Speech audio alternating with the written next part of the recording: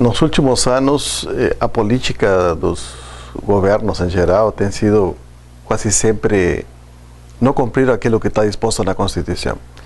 E a Constituição ela é bem clara. Ela diz que deve existir uma recuperação anual de perdas salariais. Mas os diferentes governos eles têm tentado implementar política não de concessão de uma revisão mesmo, que a ideia da revisão é repor aquilo que se perde com a inflação. Então tem 5% de inflação é 5% de reposição, 10% de inflação, 10% de reposição. Essa era uma regra que era seguida até, vamos dizer assim, final dos anos 80, que é o período inflacionário. A todos os anos a inflação era elevada, mas existia uma reposição de 200%, de 300%, de 400%. No momento em que assume o presidente Collor, se tenta derrubar a inflação e com a hipótese que não haveria mais inflação, não seria conseguido mais reajuste. No governo Fernando Henrique foi algo parecido. A inflação caiu e, bom, como não tem mais inflação, não haveria mais reajuste porque não haveria necessidade.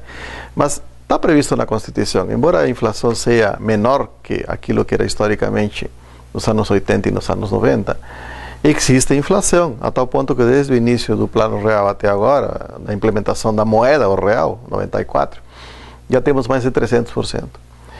E, bom, os governos, por diferentes mecanismos, têm tentado burlar aquilo que está previsto na Constituição, não cumprir a Constituição que diz que tem que haver uma revisão.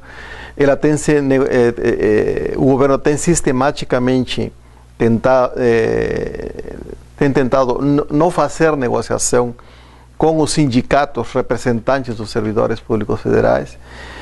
E a partir disso aí, então, o governo partiu para uma política de conceder gratificações diferenciadas para os servidores. Isso aconteceu com todos os servidores do Executivo e também com os professores das instituições federais de ensino superior, onde se encaixa a Universidade Federal de Santa Maria. Nos últimos anos, vamos dizer assim, de 2000 para cá, tivemos uma alteração no cenário específico dos docentes das universidades, quando assume o presidente Lula, surge uma entidade que se chama Proifes, e essa entidade então passa a assinar acordos salariais com o governo. Nós temos já 2 acordos que foram assinados por essa entidade e que foram rejeitados pela maioria das bases de seções sindicais e associações docentes e sindicatos filiados ao ANDE Sindicato Nacional. E isso tem provocado vamos dizer assim, uma destruição da carreira docente. Quer dizer, a lógica da carreira que foi implementada no ano 87, quando foi aprovada a Lei da Isonomia, que previa steps, percentuais fixos entre níveis, que eram de 5%, e entre as classes, que eram 10%, e para professor titular, que era 25%, e a relação entre vencimento do regime de trabalho, né? O professor em 40 horas ganhava o dobro que o professor em 20 horas. O professor em dedicação exclusiva hoje seria 55 mais que o de 40 horas. Essa lógica ela foi quebrada. E ela foi quebrada porque o interesse do governo é reduzir gastos. E nessa redução de gastos, a solução encontrada para a categoria docente foi o arrocho salarial. Então, houve uma destruição da carreira docente. Hoje, por exemplo, um professor no regime de trabalho de 40 horas ganha apenas 48% a mais que o de 20 horas, quando deveria ser 100% a mais, porque um trabalha 20 horas, o outro trabalha 40, teria que ganhar o dobro. E o mais estranho é que em todas as carreiras, e eu enfatizo, em todas as carreiras que existem no conjunto do funcionalismo, que são mais de 300, em todas as carreiras quem trabalha 40 horas ganha o dobro que 20 horas, o que é normal. Nas universidades não é assim. Né? Então já foi reduzido o vencimento do professor em 40 horas. Consequentemente, quem tem dedicação exclusiva, também há uma redução. Na média, hoje um professor em regime de dedicação exclusiva ganha em torno de seria como um professor de 40 horas, dá 99%. Então, e deveria ganhar 210% do que ganha em 20 horas. Isso significa uma redução muito grande na tabela de vencimentos. O governo compensou isto criando gratificações, ou, vamos dizer assim, ampliando o valor das gratificações. Quando foi aprovada a lei da isonomia, a retribuição por titulação, ela estava incluída no vencimento, e isso é redutível. Hoje foi transformado num valor, numa gratificação. Como o interesse era reduzir, era não conceder reajustes para os professores aposentados que recebem proventos e não vencimentos, então foi criada uma nova classe, que é a classe do professor associado. E a essa classe do professor associado, quem já está aposentado não tem como ter acesso. De tal modo que hoje a diferença entre o final da carreira dos aposentados, que seria o professor adjunto 4, e o associado 1, na nova carreira, é 35%. E a isso os professores aposentados não têm direito. Os que entraram posteriormente e estão ainda na carreira, poderão algum dia chegar. Então, isso criou uma distorção muito grande, porque o professor titular, que é o do final da carreira, hoje ele ganha apenas 6% a mais que o associado 4. Quando na lei da isonomia ganhava 25% a mais. Ou seja, você quando chegava no final da carreira ganhava 1/4% a mais. Era a culminação da carreira. Isso criou uma distorção muito grande na carreira docente. E hoje um dos pontos centrais das negociações que estão em processo de andamento entre o Ministério da Educação e o Sindicato Nacional é a questão da carreira. Isso já foi objeto de 2 reuniões. A última reunião me parece que foi em dias passados.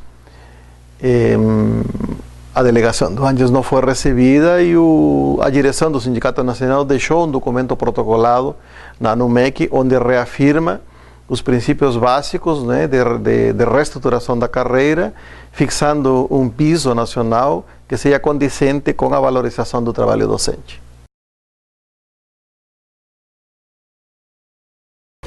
Bom, o ano passado foi um ano muito difícil, houve mobilizações e foi ano retrasado, 2012, exatamente.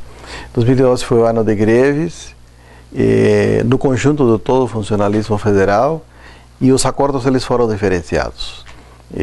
A grande maioria dos servidores foram concedidos reajustes de 15% para períodos de 3 a 4 anos, o que não repõe as perdas inflacionárias. Mas para a grande maioria dos servidores realmente foi isso. Especificamente para os docentes, os reajustes são diferenciados. Nós temos uma carreira que tem três regimes de trabalho, 20 horas, 40 horas de dedicação exclusiva. Nas instituições federais de ensino superior nós temos 2 carreiras, a carreira do magistério superior e a carreira do ensino básico técnico e tecnológico, que tinham valores diferenciados e que agora foram unificados. O grande problema é que geralmente o que se quer é uma recuperação de perdas salariais, e isso significa dar reajustes acima da inflação. O problema é que quando você dá um reajuste para 3 anos, você diz, não, eu vou te dar, tipo, se a inflação é 6%, 6 vezes 3, 18. Vou te dar 18%. Na verdade, 18% equivale a 0. Porque não há recuperação salarial.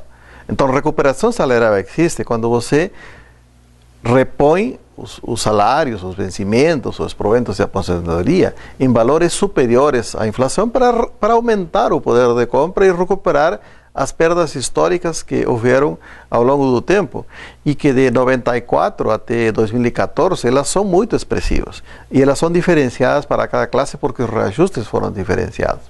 Agora, o grande problema que existe agora, e talvez os professores ainda não se tenham dado conta, é que para março de 2015 está prevista a última parcela desse acordo, esse acordo que foi assinado pelo PROIFES, e no qual existe, por exemplo, um percentual para professor associado, que seria o professor está quase no final da carreira docente, antes do titular, que dá 2,34%.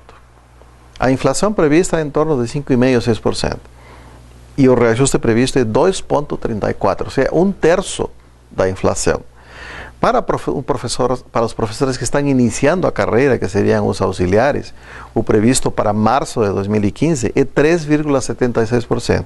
De novo, mais ou menos metade da inflação. E para o conjunto de professores que têm doutorado, que hoje são mais ou menos 70% dos professores da instituição, dá 4,36%, ou seja, também abaixo da inflação. Esse é um problema sério, porque são valores muito baixos, eu acho que os mais baixos dos últimos anos, e o que fazem prever que alguma coisa vai acontecer. Agora, alguma coisa vai acontecer somente se a categoria se organizar. Não adianta dizer, não, o que o sindicato está fazendo por mim? O sindicato são as suas bases, né? O sindicato somos todos nós.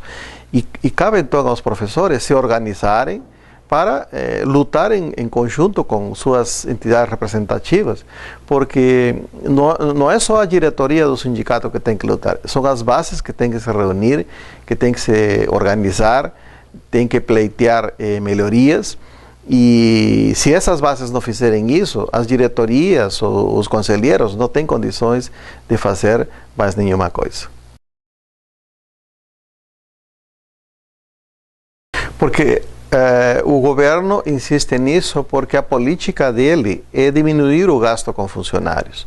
Então, a solução que foi encontrada nos últimos anos foi essa, foi conceder reajustes diferenciados na forma de gratificações, e no caso específico das universidades, a forma de conseguir isso foi através da chamada retribuição por titulação, que hoje está totalmente fora de limite. A retribuição por titulação por doutorado, por exemplo, hoje é muito elevada.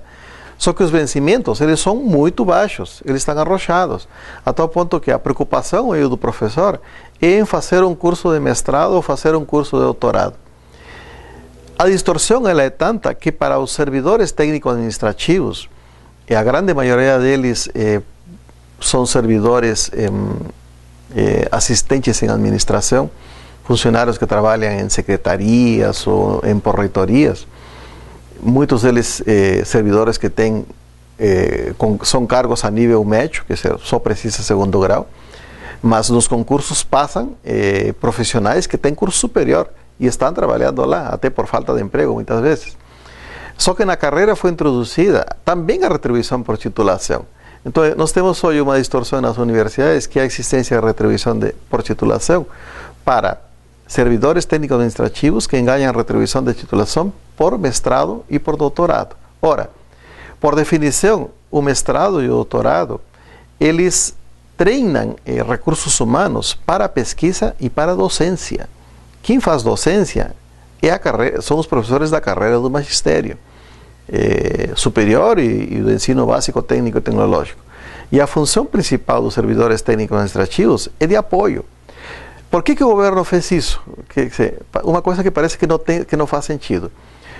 Porque é a única forma que eles têm, talvez existam outras, de não conceder reajuste aos servidores técnico-administrativos aposentados. Como é que um aposentado, né, hoje vai fazer algum curso e pedir isso aí, que você não tem como porque ele já se aposentou, né? Então, em vez de conceder reajustes, se criam novas gratificações que novamente não podem ser tidas por esses aposentados. Isso está praticamente criando uma desestruturação nas instituições, porque os servidores técnicos administrativos, em vez de fazer treinamentos curtos para melhorar a eficiência do seu trabalho, com cursos de 3 meses ou de 6 meses, o que seria razoável, estão hoje preocupados em fazer cursos de mestrado e doutorado, porque o governo empurrou esses servidores para isso. Não é que eles queiram fazer isso, o governo empurrou. E isso está desestruturando as instituições, porque um servidor, para poder fazer um curso, tem que afastar-se, tem que usar seu tempo para isso. E até uma forma que o governo usou para distrair os servidores, né? Então eles se vão distrair fazendo cursos e dessa forma eles não vão reivindicar melhores salários. E aí a FASUBRA tem uma dificuldade grande em poder mobilizar esse ano greves em muitas universidades onde não houve condições de deflagrar ainda o movimento de greve que iniciou faz mais de 30 dias e que parece que até agora não teve nenhuma resposta assim efetiva por parte do Ministério da Educação. Em função das alterações que houve na carreira e da valorização pela titulação e as avaliações que são implementadas, então se gerou uma concorrência muito grande dentro dos professores das universidades, no sentido de ter tipo assim uma guerra pela publicação. Todo mundo está preocupado com publicar alguma coisa, com participar de algum evento, porque isso que é cobrado nas avaliações que o governo impõe. Então, o que acontece? Dar aula, por exemplo.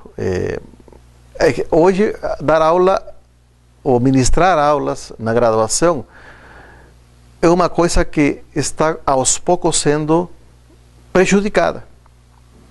Por quê? Porque o professor está mais preocupado hoje em ir a um congresso ou escrever um artigo, porque ele é cobrado em cima disso, do que em preparar aulas, né, e atender aos alunos da graduação.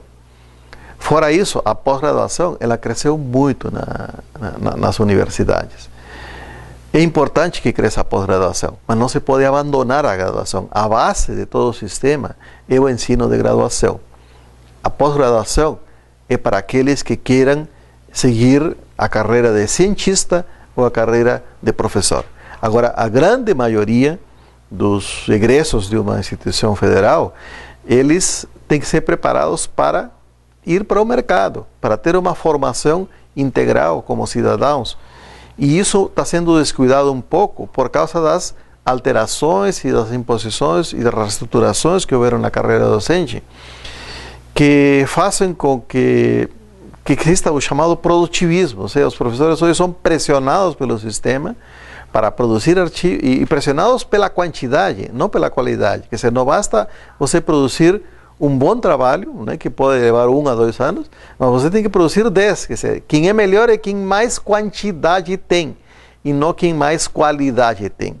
E o problema e o sistema prima pela quantidade e não pela qualidade. E isso é um problema sério. Eu gostaria de responder essa pergunta com uma resposta que nos deu o senador ou deputado, na época era deputado, me parece, o José Serra. Estou falando de 1996, quando eu participei de um comando de greve em Brasília e nós fomos para o Congresso Nacional. Era o governo Fernando Henrique Cardoso. E o Serra disse o seguinte para nós, a uma delegação do Sindicato Nacional: nós preferimos investir recursos do governo em bolsas, aquelas bolsas para pessoas de baixa renda, de que dar reajuste para docentes. Bom, por que isso? Porque isso daria mais votos ao governo. Naquela época o governo era o governo do PSDB, do Fernando Henrique Cardoso. E a nossa reivindicação era uma reposição salarial, porque não existia reposição salarial, porque teoricamente a inflação era baixa. E essa política, ela se tem repetido nos últimos anos.